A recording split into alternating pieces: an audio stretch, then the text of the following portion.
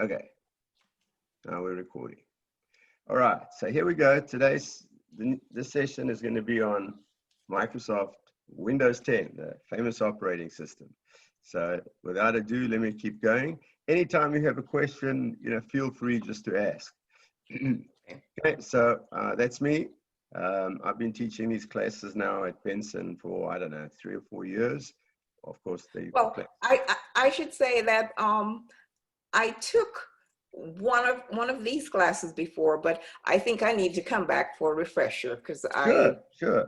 Well, I think that's the reason we keep running the same courses, because I understand that this stuff is not easy to to remember everything, and so you get a little bit on the first go around, and then you play with it yourself, and then you get a bit more on the second go around. So that's perfect. So basically, we're going to learn about Windows 10, which is Microsoft's main PC operating system.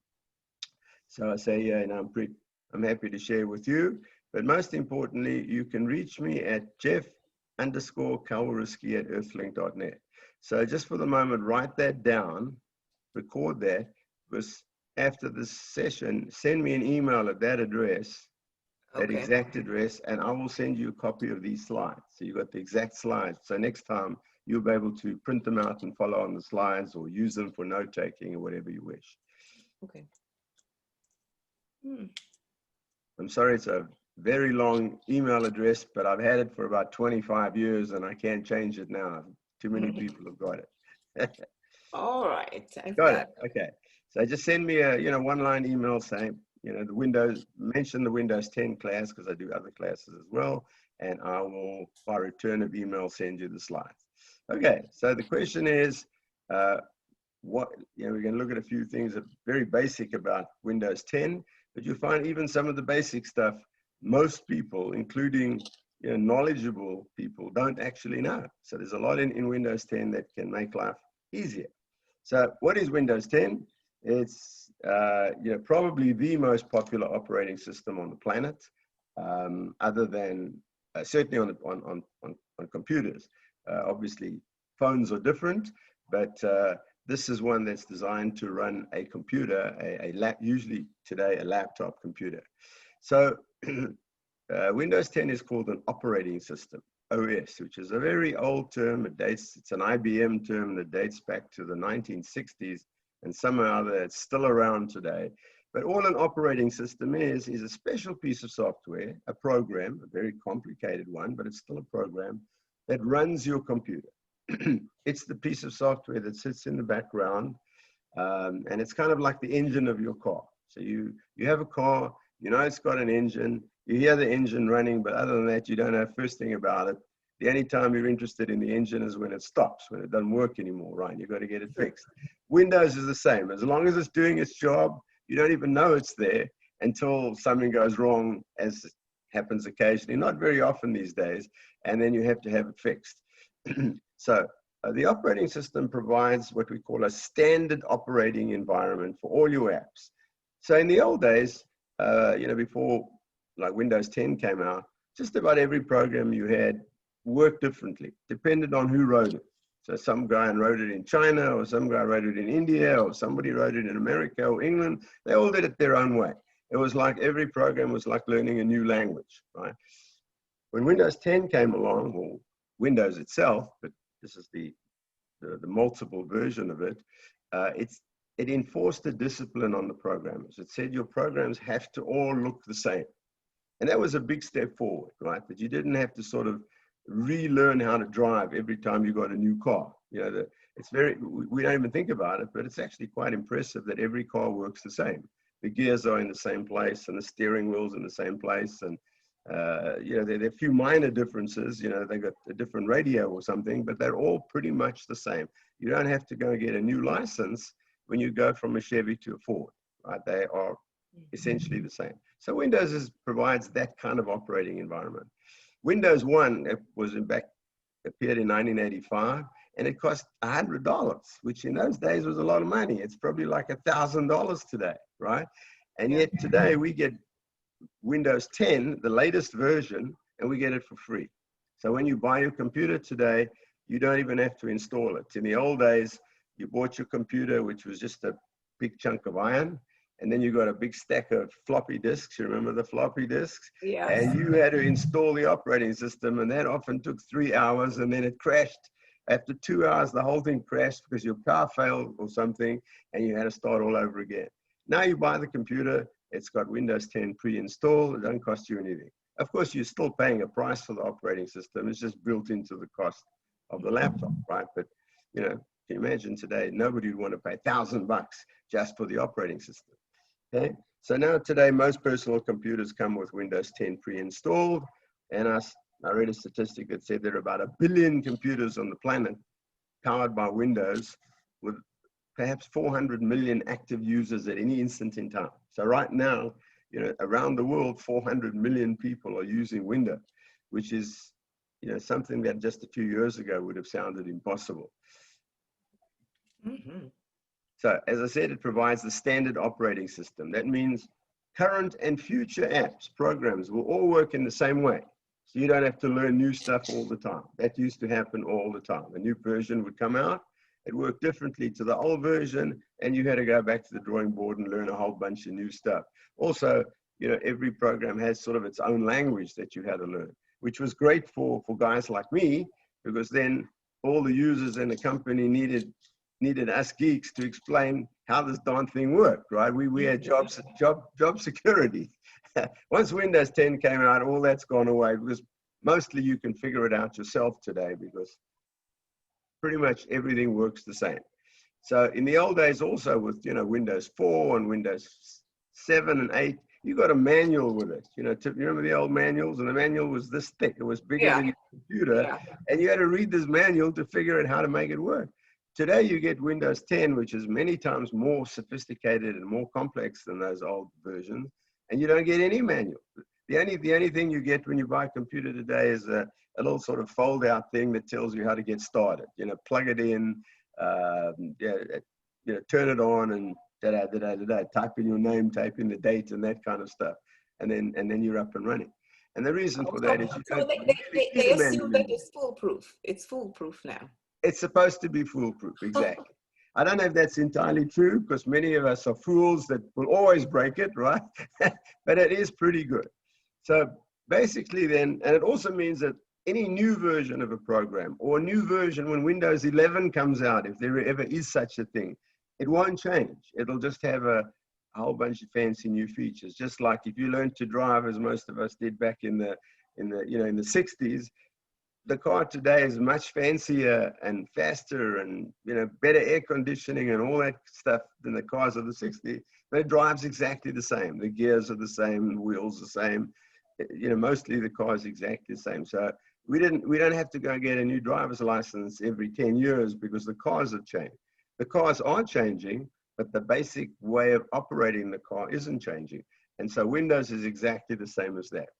So it does all kinds of things for you, like what happens when you turn the power on or you turn the power off. So if you switch off your computer, you turn it off, or when you just close your laptop. Now in the old days, you know, if you accidentally turned off your computer while you were still working, you know, absentmindedly you turned it off, everything you were doing could be lost, all gone, bang, right? Today now, you know, Windows is much cleverer. So when you close your computer, either or turn it off, it'll either ask you first, are you sure you don't want to finish working with this Word document or this email because you're in the middle of something, and you can say yes or no, or it will take care of it. So like when you close the laptop, if you just close the top of your laptop today, Windows knows, right, Pamela's going to bed, she's done, right? And it will quietly shut everything down in the background so nothing is lost. And then tomorrow morning when you wake up and you open your computer, it starts up right back where you left off. It brings back everything into memory. You know, so it's sitting behind the scenes, kind of like your mom. You know, it's making sure that nothing goes wrong. It handles your files for you and where your data is stored. You know, in the real old days, you needed to know a lot about how your data was stored, and it was quite complicated. And if you did it wrong, you could lose stuff. Windows 10 just takes care of it behind the scenes, and you don't have to know where the information is or how it's stored or anything. It will take care of it. It handles internet connectivity and security. So again, in the old days, you may remember, when you had a dial-up modem, you had to connect your phone to the computer, and then you dial the number, and then it went beep, beep, beep, beep, beep, beep, beep, beep, and then sometimes it worked and sometimes it didn't, and then it would crash in the middle and you'd have to redial again and so on. Windows handles all of that today for you. It just connects to the internet. It provides the security against somebody listening in on what you're doing, somebody, sitting outside your house watching what you're doing. It's not that hard to do.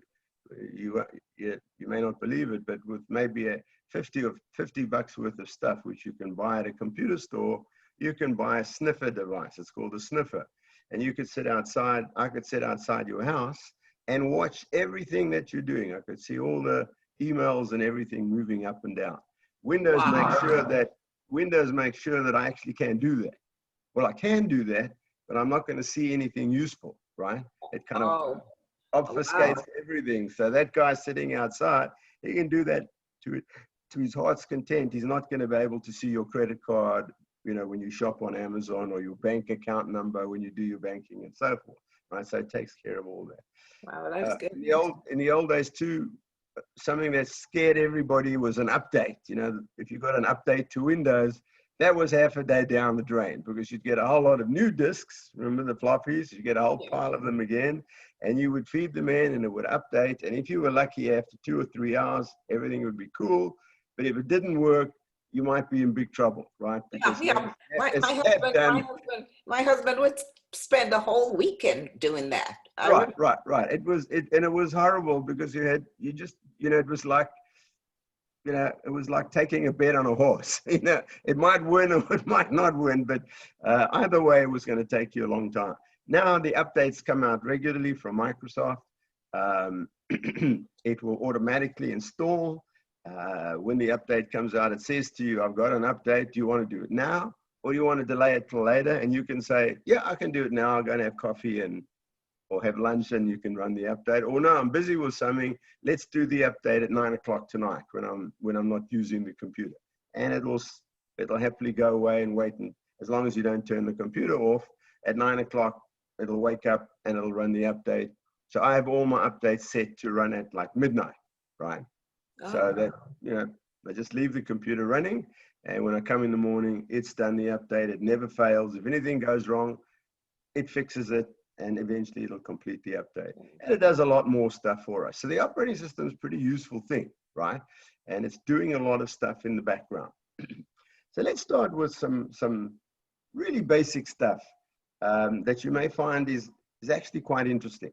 So I'm going to talk about the keyboard. And you might say, well, the keyboard, I learned how to keyboard when I was at school, kind of thing. It's the simplest thing. You type ABC, you press the keys, and so on. Well, it's not quite as simple as that. Well, it is as simple as that, but there's a lot more to it that many people don't know. And I'm going to teach you a few secrets about the keyboard. Now, the first interesting thing is, why is the keyboard in this weird order? Look at the letters Q, W, E, R, T, Y, U, I, and down here, A, S, D, F. They seem in random order. You'd think logically you'd put the vowels together, and the little used letters like Z and Q would be together, and the C and the K would be near each other because they're often used together, and THE should be somewhere in the middle because we use that a lot, right? But it's all over the place, and yet we've learned how to use it. And the reason why it's this crazy layout is actually very interesting. Why? When the first typewriters came out at the end of the 19th century, I don't know if you remember the very early typewriters. If you think back to the 40s and the 50s, they had arms that went like this. Do you remember? So when you hit the letter, it went clonk and it typed the E. And if you typed an L, the little arm came up, clonk, and it would, and there was you had a tape that had ink on it. So it whacked the tape and it impressed an L or a K or a J or whatever onto the page. Well, the problem is if the typist typed too fast, then those keys would jam up, because this one hadn't come back yet before this one was going out, and eventually your keys would get all jammed up. I can still remember hearing the typists cursing when that happened, right? And then they'd have to untangle the thing, and it wasted a whole lot of time. So the idea that they came up with is they made this strange arrangements to slow the typist down, right? So they couldn't Oh, type too fast. So THE is THE, right? You know, it's completely crazy if you think about it. You've got all over the show is a THE. Really, the words like the THE should be, you know, the T on the left with the left hand, the H with the right hand, and maybe the E with the left hand. But yeah, they're all with the left hand, right? Which is really nuts. And yeah. the Q is up in the top left-hand corner, but the Z is in the bottom left-hand corner, right? And then suddenly here we got JKL together, you know, which you never have those three letters together. There's no words with JKL, you know, one behind the other. So the whole thing was to slow them down. Oh, I did And not know that. somehow or other that remained for when the electronic keyboards came out. You remember the IBM golf ball typewriter? When that came out, nobody wanted to change. All the typists said, we're used to it now. And so now 100 years, 120 years later, when we have all this fancy schmancy computers and so on, we still got this dumb keyboard that was designed to slow down those old Oh, typists back in the 1920s. So I did not know that. Wow. yeah. So it's, in fact, there are new keyboards. There's one called the Dvorak keyboard. It's named after a guy, Dvorak, the Dvorak keyboard. And he rearranged the letters to be much easier, right? So you can literally, THE is, you know, the vowels are right in the middle where your first fingers are, because these are very strong fingers, right? So you could easily type words like THE or THAT, you know, words that are common in English are the letters, he arranged the letters very cleverly. And the lesser used letters like Q and Z and X are on the outside. So it was harder to type, you know, zebra, but much easier to type that. But you type that many more times than you type zebra, right? So, but nobody wants to use it. You can buy it. You can buy a Dvorak keyboard. You can probably learn to use it in half an hour, and then you will be faster than the way you've been doing all your life. But nobody wants it, so we're stuck with this thing that really dates back 120 years, which is really kind of silly, I think. But that's it. So there it is. Right, just in the layout of the keyboard, there's a story. Okay, so let me go back. So obviously we know all the letters. You know, we know how to do the letters, and we know that on each side here, there is a shift key, right? And the shift key simply gives you an uppercase or a lowercase. And that also is a leftover from long, long, long ago. When they used to do printing, you know, like in the days of Gutenberg, 400 years ago, all the printing was done with lead type. So they had letters made of lead that had a whole lot of A's, a whole lot of B's, a whole lot of C's, and so on. And they would manually assemble the lines. So say the line said, getting started the keyboard. Somebody would get an uppercase G, a small E, a small T, and so on. And he would assemble the line, and then they would print the pages, right? Well, they didn't want to mix up the capital letters and the small letters. So they kept them in two separate boxes. And the lower box, the one that was lower down, was called the lowercase.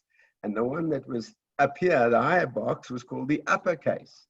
And we still have today uppercase and lowercase, even though nothing to do with printing lead type anymore. So the capital G is an uppercase G. And that's left over as well from the good old days. Yeah, you know, who knew that? Anyway, so we know we've got all the numbers across the top, 1, 2, 3, up to 0. And then for the uppercase numbers, you get the punctuation characters, exclamation points, and question marks, and, well, not question mark, brackets, parentheses, and so on. Here again, you see how stupid this is, that the exclamation point is an uppercase 1, but the question mark is down in the bottom right-hand corner is an uppercase slash, right? It's completely logical, because question mark and exclamation point should be next to each other. They're often used together at the end of a sentence. They've literally put them on opposite sides of the keyboard to slow you down. Okay, but there are also a bunch of keys here that I'm going to talk about that we don't often know what they are. So first of all, in the top left-hand corner is this key marked ESC. which stands for escape. And that also is a leftover from way back, which I'm not even going to talk about, you know, what escape meant, but it has a specific use today, right? Then we have these keys marked F1, F2, and so forth. On some laptops, you know, the F1, F2 is small, like on my laptop, and then they've got some pictures next to it to try and show you what they are, but we'll come to that. Then down the left side, if you're still going down below the escape, there is the tab key.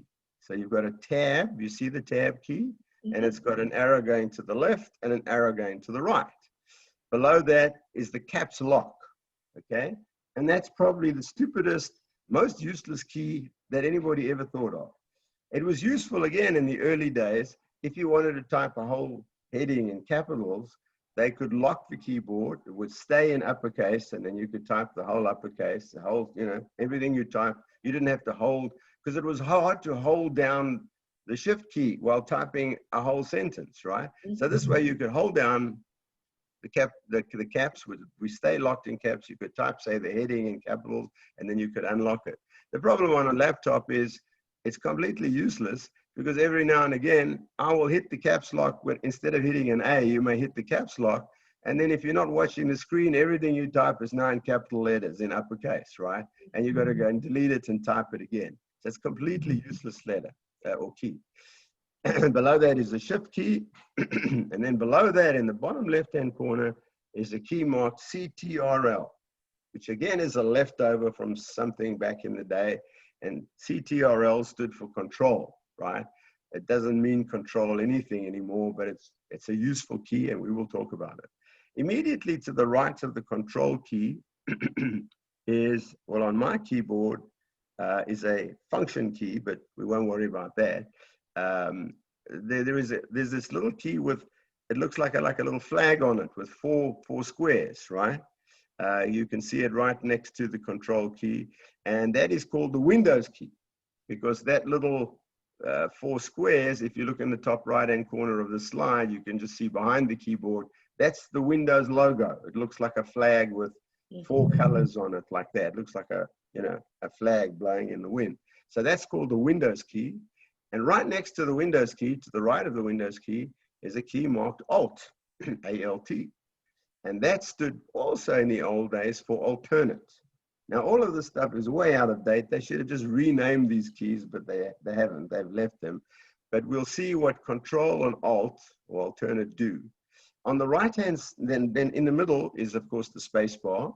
And that was the one clever design that they put in the keyboard, because the space bar, which we use a lot, you know, there's a space between every 2 words, you use it a lot, and you could hit that just with your thumb, right? So it's a nice, big, easy to hit key, and you hit it with your thumb to do space. Right next to it, on the right of the space bar, is another Alt key. And the 2 Alt keys are exactly the same. One you can use with your left hand, one you can use with your right hand. Then next to that is another Windows key, and then next to that is another Control key.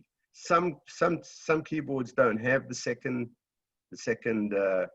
Windows key, like on the one on the screen. My laptop actually doesn't have it. It only has one Windows key, which is the one on the left, and that's perfectly fine. And they all have an Alt and a Control to the right of the space bar, right? And then up in the top right-hand corner, you'll see some weird keys like Insert, Home, Page Up, and so on, and I'll talk about those later, right? So there's more to the keyboard than just the letters, right? And we'll see some useful stuff. So the tab key, so let's move on, let's go there. The tab key basically stood for tabulate. And again, that came from the old typewriters. You could set a tabulate column. You could set tabs on your typewriter. So when you press the tab key, instead of having to type space, space, space, space, space, space, space to get to position 10, you just hit the tab key and it would jump to position 10. And then you could have another tab at position 15, and you hit tab again, it would jump to 15. So it helped people to type, you know, like columns of figures, you know, like in financial statements or invoices and stuff like that. You want things lined up, the tab helped it. So today the tab is still there, and if you press the tab, let's say you're typing a Word document, it will shift a few characters to the right, like 5 characters it will jump. If you press Shift and Tab together, the Shift key and the Tab key, it goes backwards. It'll tab back to where you were. It'll tab back 5 characters or however many. You can change that, but we won't worry about that at the moment, right? So Shift Tab tabs to the left, and Tab jumps to the right. And that's why the key has got an arrow going left and an arrow going right. You look at the key, you'll see on the top there's an arrow going to the left, and below it there's an arrow going to the right, because it can tab, it can jump to the left, it can jab to the right. Caps lock we spoke about, changes to caps until you press it again, and it's a really terrible, useless key. I've in fact, because it happened to me so many times that I hit the caps lock when I didn't mean to, I've actually disabled the caps lock key on my computer. If I hit the caps lock key, it doesn't do anything, right? Which is good. It's completely useless because who needs it, right? Okay, the shift key obviously gives you uppercase and lowercase, or the special characters on the number line. The control and the alt key allow us to do certain things, but they don't work by themselves. You just press the control key, nothing happens. If you press the alt key, nothing happens. They both have to be used with another key, right? It's kind of a strange thing. In other words, it's a 2-key thing. So if we look at it, let me come back to that. Let me go back.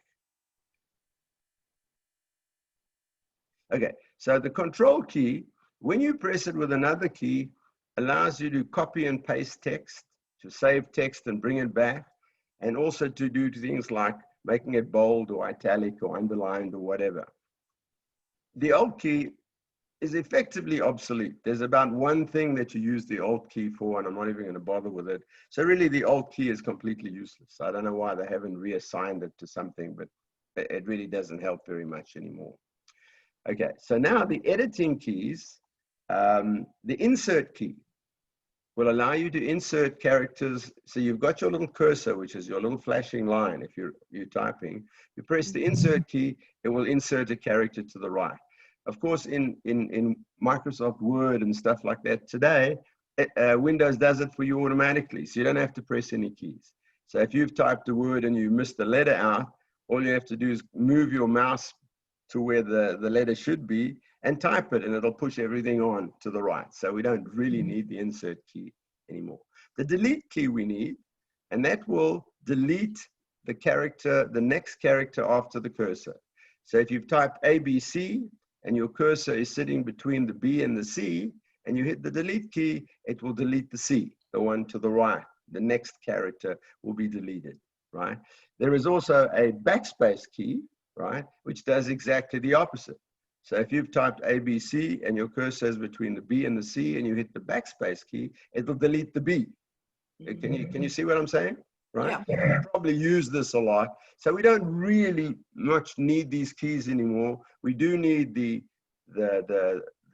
don't need the insert key because it inserts automatically and pushes everything along, right? The delete key deletes one character to the right of the cursor. The backspace key goes the other way and deletes a character to the left of the cursor. The end key moves the cursor to the right-hand end of the line. So if you just want to jump to the end of the line, if you've typed a whole line, then you notice you misspelled the word, you can move your cursor back to that word, correct it by inserting or deleting, and then if you hit the end key, it'll jump to the end of the line and you can carry on typing. You don't have to move your cursor all the way to the end of the line. The home key, the one marked home, does the opposite. It takes you to the beginning of the line, right? So you can, if you wanted to insert something at the beginning of the line, some extra words, just hit the home key and bingo, you're right at position 1. Wherever you happen to be, you go back to position 1. Page up and page down were useful for moving up one screen or down one screen. So we actually don't need that anymore either, because with your cursor, you can move pages up and down. So if you're surfing at Amazon, you're on the web at Amazon, you can go down just by scrolling down and scrolling up. So once the internet came out, a lot of the stuff became obsolete, right? Why we still have those keys, I have no idea, because really page up and page down they still work. So if you've got a page, let's say you're on Amazon and you press page down, it will skip down one whole page. But you don't really need it because it's much easier to do with your mouse. But those keys are still there. So it's long overdue to have the keyboard redesigned, but nobody wants to do it because nobody wants to change. We're all used to the old keyboard, and so we keep the same junk. Some keyboards have a numeric pad, right? So my computer has a numeric pad. Not every computer does, and that's a numeric pad on the right. I don't know if your computer has. No, mine doesn't. Mine doesn't. Again? It's at the top. Does it? It's at the top. Right. No. The numbers are always at the top, but the numeric pad is more like a telephone pad on the right of the keyboard. Oh, and not every keyboard has it. I don't know why. It should be standard on all keyboards, but some have it. And the only reason that you have that, the keyboard, is if you do a lot of numbers. You know, you're like a CPA doing taxes or something. You type a lot of numbers. It's a bit of a pain in the neck to be typing across the top row because the one's on the left and the zeros on the right. You know, they walk far apart. Here, the numbers are next to each other, pretty much like a phone or a calculator, right? And so it's exactly the same. The 7 on this pad is exactly the same as the 7 in the middle of your keyboard at the top. It's just that it's much easier to type 7, 2, right? Because the 7 and the 2 you can see are quite close together, whereas at the top row, you know, the 7 and the 2 are quite far apart. But otherwise, that's all it is, right? So it's just there to help you do numbers, you know, columns of figures more easily. If you don't do taxes or financial stuff, it doesn't really matter. You don't miss it, right? Because we generally don't type a lot of numbers, right? The most numbers that I type ever these days is pretty much my credit card number when I'm, you know, shopping on a website, you know, and then you're only doing that once. You're typing in your credit card number 1, 2, 3, 4, 5, 6, 7, 8, 9, and the date, and you're done, right? So we don't type a lot of numbers. You might type a date in an email, but that's about it, right? So the numeric keyboard is not useful to most of us anymore, right? But here's where we start to get interesting. Hidden behind the keyboard, so to speak, where you can actually see it, Windows 10 has a clipboard, right? And if you think about a clipboard, you know, if you're arranging a function or you're running a sports team, coaches often have a clipboard. You can see the cartoon in the top right-hand corner of the slide. You know, it's a piece of board with a clip on the top, and then you've got pages, and you can open the clip and you can take a page and you throw it away and you write stuff. So the clipboard is where you write notes for yourself, and then basically afterwards you throw them away. So you might have a clipboard, write out your shopping list, go and do your shopping, and then you can throw that particular page away, right? It's where you short-term store information. So you think, well, why would I need to short-term store information? I'll answer that question in a few minutes.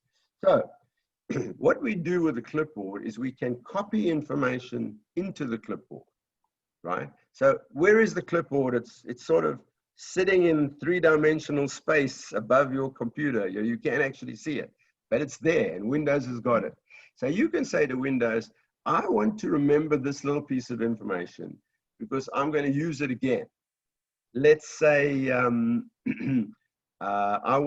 find a really nice something or other on Amazon, you know, shoes, or they're having a sale of shoes.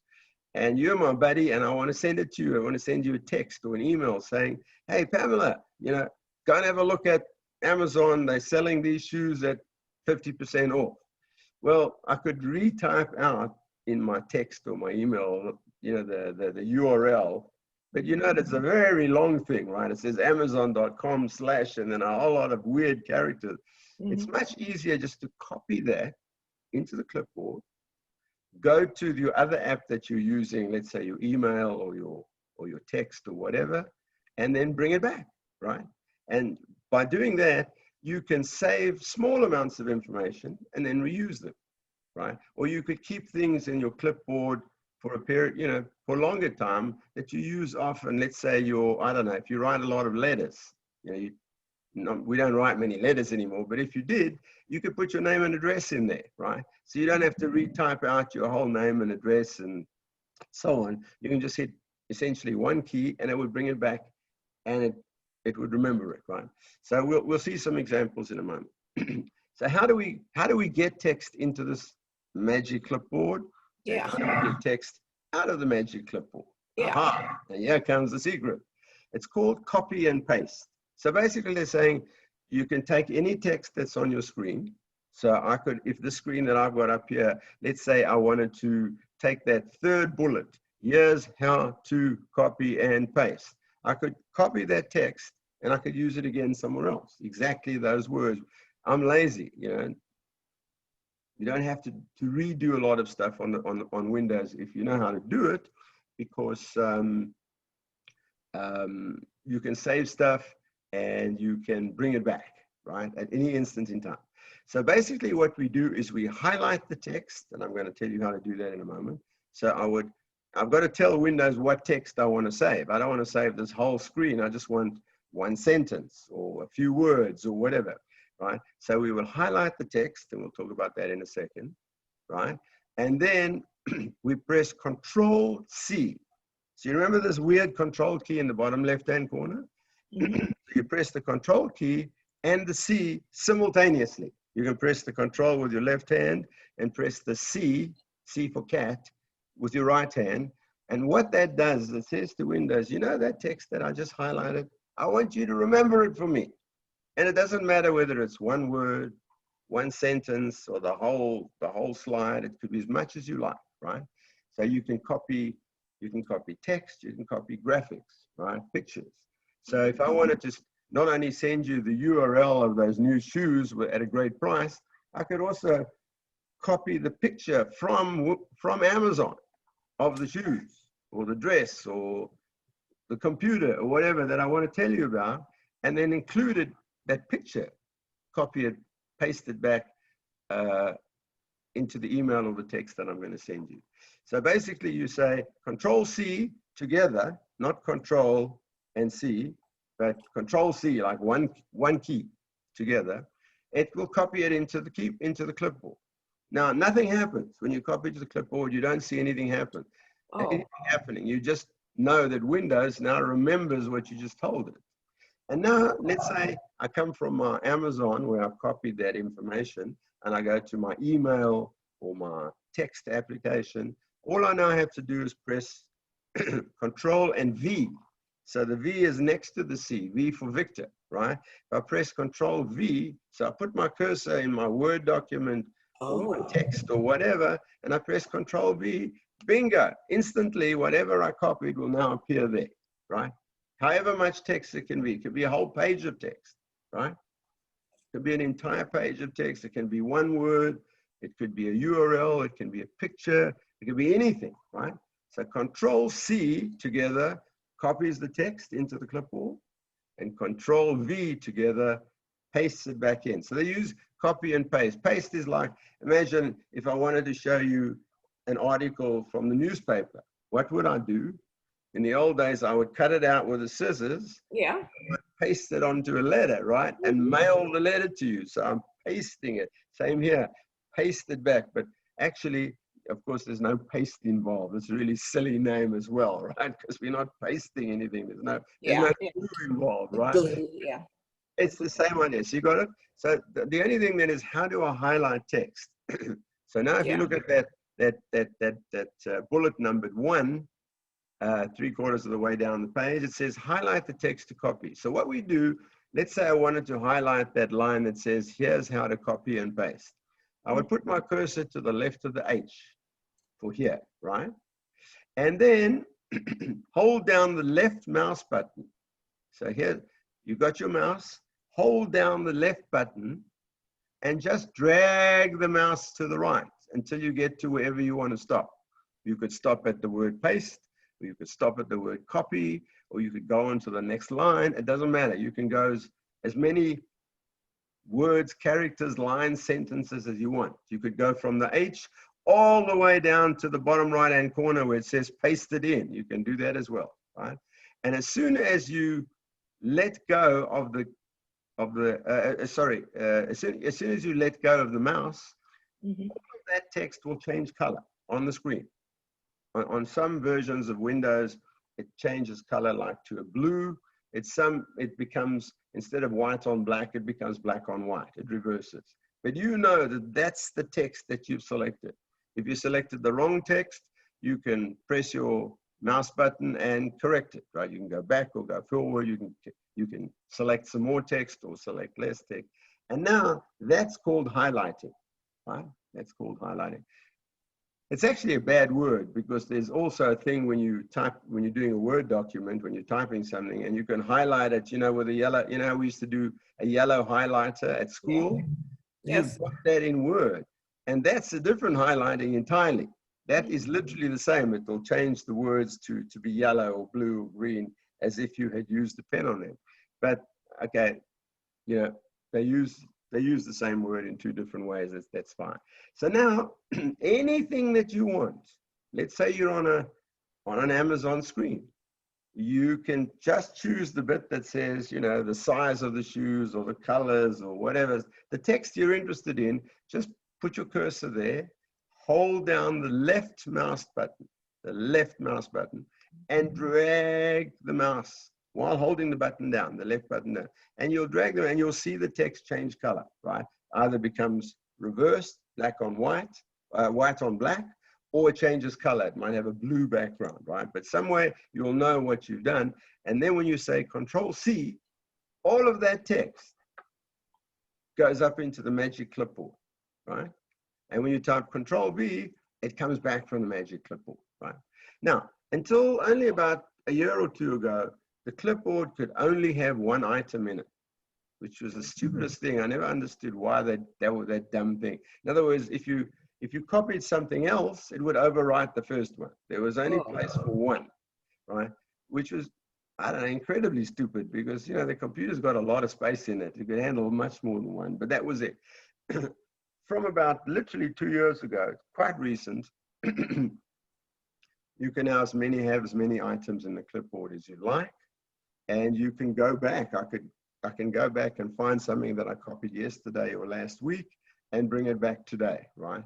So, you know, a useful thing, for example, for the clipboard is, let's say your credit card number and the expiration date and the CVV. Instead of having to get your credit card out every time you want to go to Amazon, you could store it in the clipboard, right? But leave it, you know, sort of way down so nobody would know it's down there. And you just scroll down, find it, and it would copy it straight back, right? Now, what a lot of people do, of course, is they let Amazon keep their credit card numbers or Delta Airlines or whatever. I'm paranoid and I don't allow that, right? I'm quite happy to retype my credit card number every time because I don't know whether I can trust Amazon. In real life, of course, you can. If it's an honest company like Amazon or Best Buys or Walmart, they're not going to rip you off on the credit card, right? But I prefer to keep control of my credit card myself.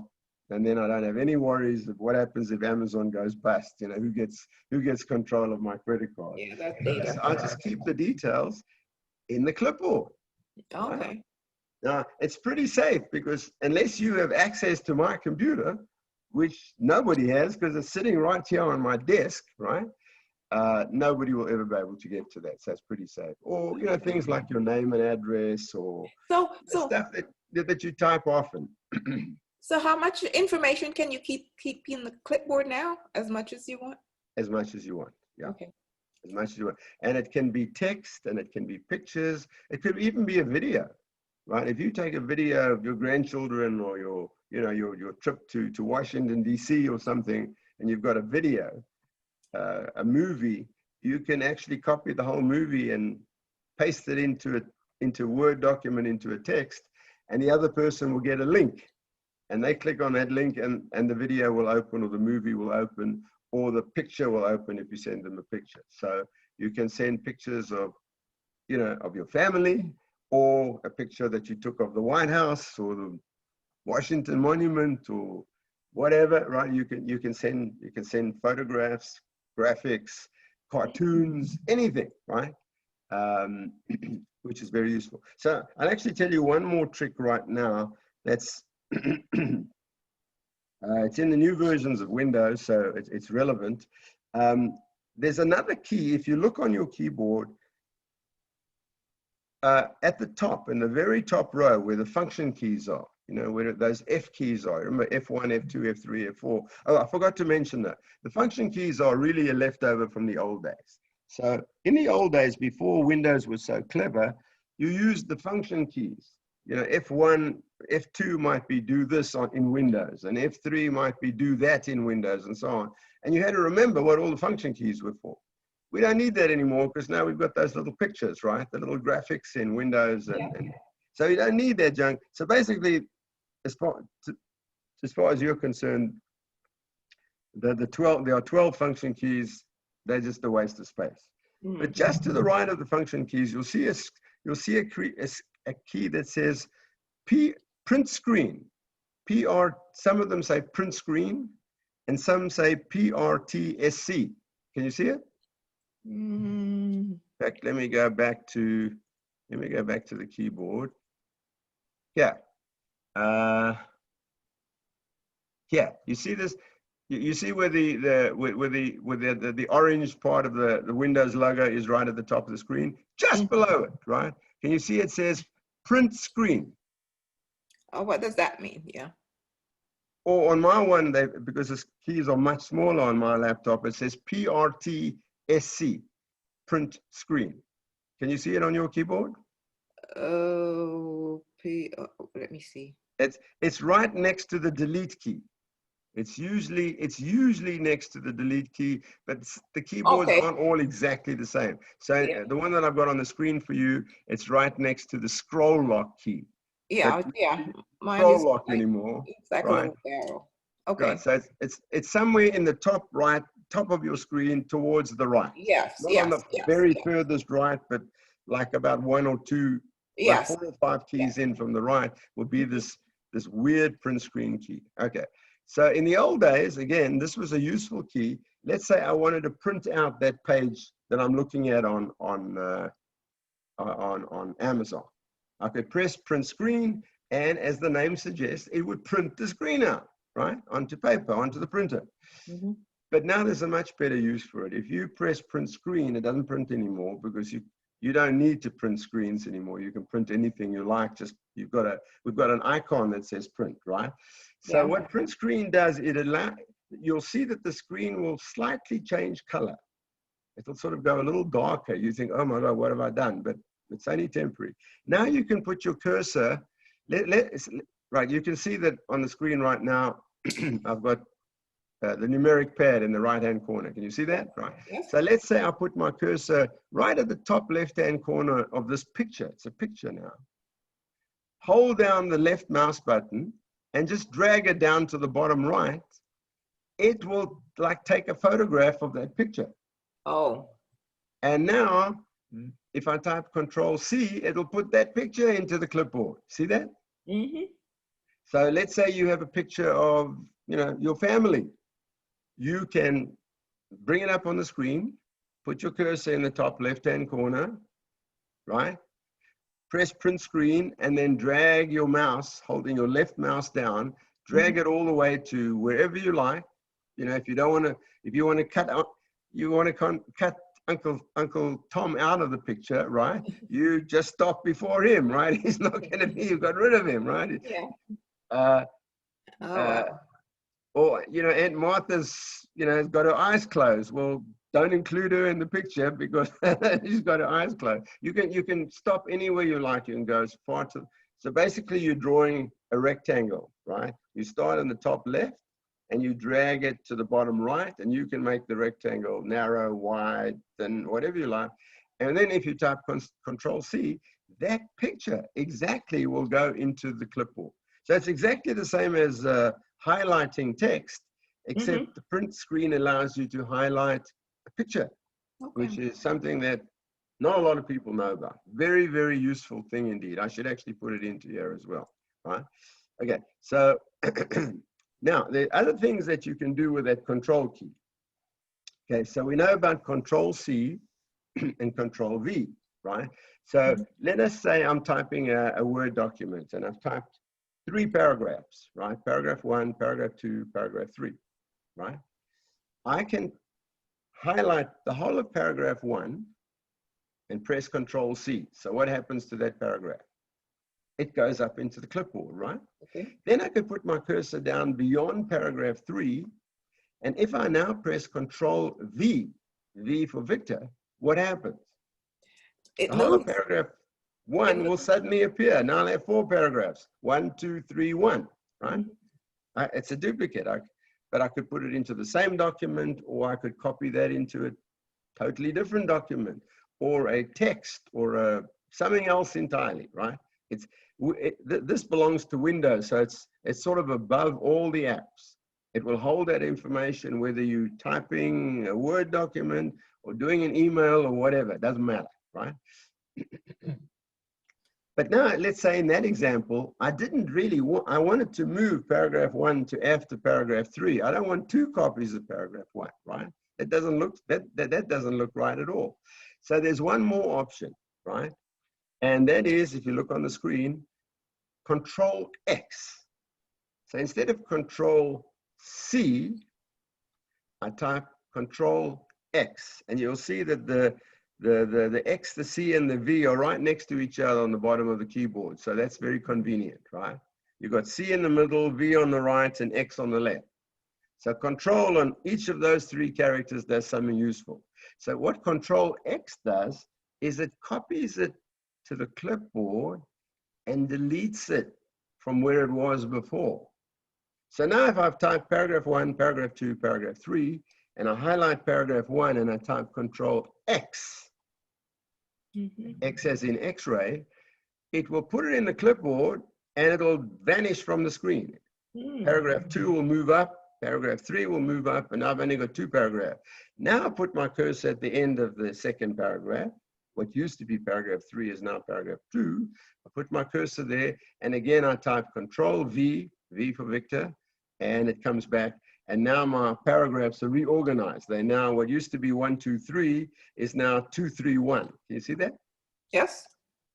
Interesting. It sounds complicated, but it's actually incredibly simple, right? Yeah, yeah. If you're typing, something, a long text or some narrative or something, yeah, that's great. Yeah, and I do that all the time. You know, you type an email and you look at it and say, well, this doesn't read so well. You know, this whole section of text is in the wrong place. I should put it further down or higher up. So all you do is highlight that text, type Control X, and it's gone. Now, if you accidentally you deleted the wrong paragraph, say, oh my God, no problem, because you can just type Control V, it'll come right back again in the same place. Or you can move it to somewhere else and type Control V, right? Wow, this is probably this is most important. It's very useful. I use this every single day because I'm a pretty sloppy typist. I'm not a great typist, and it's easier just to type rather than to plan it exactly. Just type what you want, then look at it and now move stuff around. You can take the sentence out and move it down, or you can take 1 or 2 words out and move them somewhere. Or this is a bad grammar sentence. These words are in the wrong order, or whatever.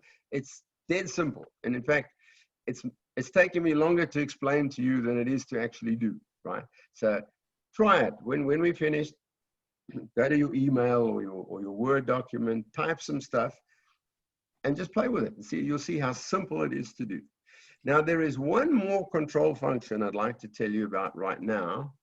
I'm going to come back to this. One more control function, and that is Control and the Z. So you can see now we've got the four letters in the bottom left-hand corner. So we know about C and V and X.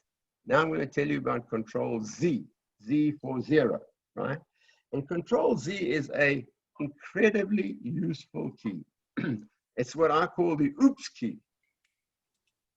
When you have done something that you didn't mean to do, right? You deleted the wrong paragraph, or you did something and you say, oops, I didn't mean to do that, right? Well, normally, if you ever deleted the wrong paragraph, well, you got to go type it again, right? Control Z undoes what you just did.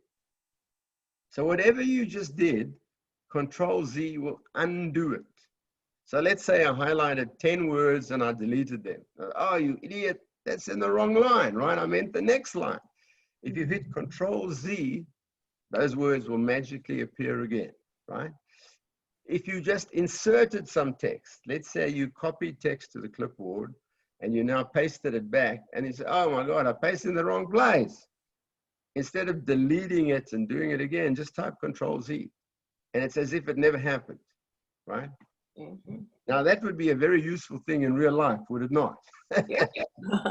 You know, you drop the egg on the floor. And you say, oh my goodness, now I've lost the egg and I'm going to clean up the floor. It would be nice to have a Control-Z and the egg would jump right back into your hand, right? Yeah, I mean, this makes it a whole lot easier when you're typing to know these functions so you don't, you know, tear out your hair. We all make mistakes, and most people just type it again or do it again. Control-Z is very useful. But Control-Z is even cleverer. If you hit Control-Z and then you hit Control-Z again, it will go back to the previous one.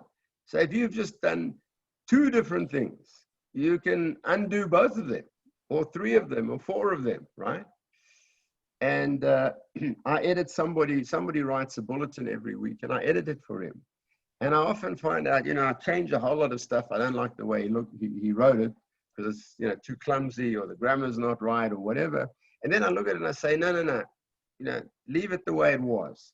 Now I've just done four edits. I deleted some words, I added some words, I put in some commas. I just go Control-Z, Control-Z, Control-Z, Control-Z, and it just backs out the last 4 things that I did. Isn't that useful? Right? Really tremendously useful. I call it the oops key, right? Is oops, right? And then the one key that I haven't told you much about is the escape key in the top left-hand corner. Mm-hmm. And the escape key is kind of an odd key. It often will allow you to get out of what you're doing.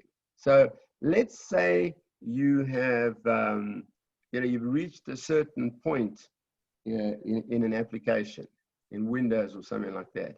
Escape will often allow you to get out of that. And I'll show you in the next session, I'll show you an example that often happens where you've got like a menu has come up on the screen, and now you want the menu to go away. You want to go back and carry on. And sometimes people tear their hair out because the darn thing won't go away. Well, there's always a way to get rid of the menu, but if you don't know it, because you didn't read the manual or whatever, you can't figure it out, escape will often just get rid of it for you. So you can't hurt yourself. It won't damage anything. It doesn't always work, but it works 95% of the time, right? That whatever, you know, if I've got something on the screen I don't want, you hit escape. In most cases, it will take you back to where you were just before that happened. So it's a sort of semi-useful key. I don't use it very often, right? But if you can't figure out how to get out of something, you know, how did I get here? Just press escape. In most cases, it'll take you back. It's like, it's similar to the home key on your phone. You know, the home key in the middle at the bottom of your phone. If you press the home key, you know, like in The Wizard of Oz, Dorothy clicked the slippers, the ruby slippers, and she went home to Kansas. Do you remember that? The home key takes you home to the home screen. This is kind of similar, not quite the same, but it's similar. It will take you, won't take you all the way back to the beginning, but will take you out of what you're currently doing without damaging anything. You won't have lost any information. Okay, so we're nearly done. Let me show you one last thing then. So the obvious question to ask is, how can I see the clipboard? Okay, so I'm going to show you. Let me just open this up. So the clipboard can contain any number of items, right? You can have 1, 10, 50, 1,000 items. I suggest you don't let your clipboard have more than, you know, 20 in it, because otherwise you can't find anything in it, right? But it's like a notepad where you write stuff that is useful for yourself.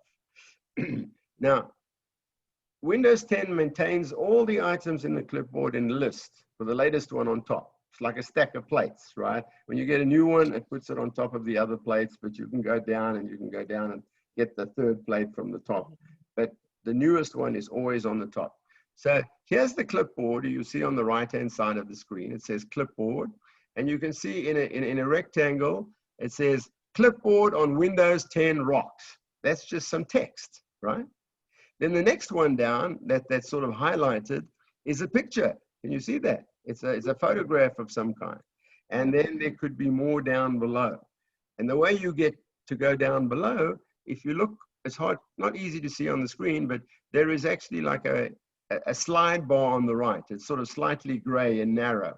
If you put your cursor on the slide bar, hold it down and pull it down, it'll go down, and you can go down and up on the slide bar. Okay, so how do we see the clipboard? Okay, this is really weird. You know, there's not a lot of logic in some of this stuff. Now you have to press the Windows key, you know, the one with that like little flag on it, and the letter V, Windows and V. And if you press Windows and V, the clipboard comes up, right?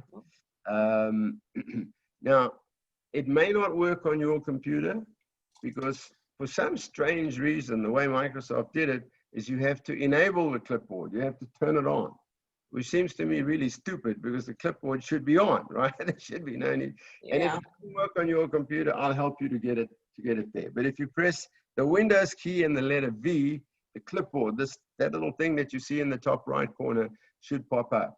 Now you can delete any entry in the clipboard. They have a little, as you see on the screen, either have a little X in the top right hand corner. Can you see it? If you just click on that X, that item disappears. Or in the latest version, you've got 3 little dots. And if you click on the 3 little dots in the right hand corner, you get several options, one of which is delete. So if you hit delete, I'm doing it right now on my screen, I hit delete and it's gone, right?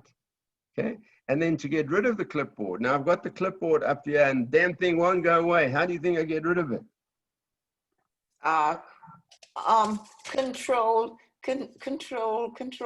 Control X. No. Control X is going to delete something that you are copying to the clipboard. Okay. I just want this whole clipboard to go away right now. Okay. The answer is the escape key. Oh yes, that's right. Escape key. Yes. So now if I press the escape key, bingo, the clipboard disappears, goes away, right? Yeah. Okay. See that? That's one of those examples. There is a way to make the clipboard disappear, right? But I don't even have to remember how to do it. Just press escape and it's gone. Press escape, okay. So that's a very useful thing. You can now see the clipboard and you can scroll down, right? So you hold the left mouse button down, you click on the scroll bar on the right, right? So as soon as, it's done in a strange way. You actually can hardly see the scroll bar. If you look on the screen, you can see a sort of thin gray bar. I don't know why they've done it like that. But if you put your cursor there, it suddenly becomes a nice big dark gray bar. And now you can, I'm scrolling up and down just by holding my left mouse button down and moving the mouse up and down. And you can go all the way to the end or anywhere you like. And any one of these entries in the clipboard has got the 3 little dots in the top right corner. You just click on the 3 little dots and then you can type delete and it's gone, right? Okay. That's which great. is very useful. So there we are. So we've kind of looked at the keyboard, which, you know, everybody's always used all their lives. And yet most people don't know half of the tricks that are hidden behind the keyboard that aren't necessary. You can get on without knowing anything about the clipboard. But once you know about it, I use it every day, every single day, because there's always something I want to move from this application to that application, or I put it in the wrong place, or I want to reorganize the paragraph or whatever. So I use the clipboard all the time. My clipboard is sometimes got 100 items in it. And then, you know, once every couple of weeks or once a month, I just run through and delete all the old ones that I don't need anymore, right? Just so it doesn't get too crowded. So I keep it at about 10 items in the clipboard. Okay. But you can do whatever you like. So that clipboard sits, you can imagine it sort of sitting in 3-dimensional space above your laptop. And whatever app is on the screen, you can copy from it and paste to it. And you can go to a different app, and what you copied from the first app, you can now paste into the second app. So even though the apps are completely different, one is email and one is, you know, Amazon on the web, you can now transfer information at your leisure. Okay, that's great. So try it. With all of the stuff that I'm saying, it's kind of like riding a bicycle. You can't learn to ride a bicycle by reading a book, right? You have to go and get on the bicycle. Same with And a do car. it, You yeah. have to go and drive it on the road, right? And you got to make mistakes, and you got to get until you got your license. The good Yeah, news and is, practice. unlike the bicycle where you can fall off, you can't hurt yourself yet. You know, the worst is it won't work, and next week you'll say to me, "Hey Jeff, how do I get out of this?" Right? Oh, and then you forgot about the escape, and I'll tell you. But you can't hurt yourself. You can't get into trouble unless you drop the computer on your foot. There's nothing that can go wrong, right? So, Well, go to a Word document after this session while it's still fresh in your mind. Type some stuff and try Control-C, Control-V, Control-X, and Control-Z. And once you've done it once, that's all. Then you know how to do it, right? Yeah. You may have to write it down. You might write yourself a cheat sheet. You can even put the cheat sheet in the clipboard. You know, Control-C is copy and Control-V is paste back, or you can write it on a piece of paper. But, you know, once you've done it 2 or 3 times, it's so simple, right? well, this has been great. Right, I've learned so much today. easy. So if there are any questions, I'll take them. Otherwise, we'll regroup next week. Yeah, well, thank you so much. My pleasure. So don't forget to send me the email. You may get a response back saying you're not allowed to send email to Jeff. If I've already sent it to you once before when you were in a class, you may not get that. But I've got a higher level of security on my email. But don't worry, even though it says you're not allowed to send email to Jeff, I still get the email, right? Okay. And then I can unlock it for you so that it comes through. But I've got higher security, so the spammers, you know, the spammers get told to take a hike, right? Yeah. It's never ending. So yes, you have to It'll keep never ending, but I will see your email and I'll say, well, that's not a spammer, and I'll send you these exact slides. I'll send you the material, and then Thank you you can so print it much, out. Jeff. Thank You are you. most welcome. Enjoy the rest of your week. Thank you. You too. Bye-bye. Bye. So let's see. I got it.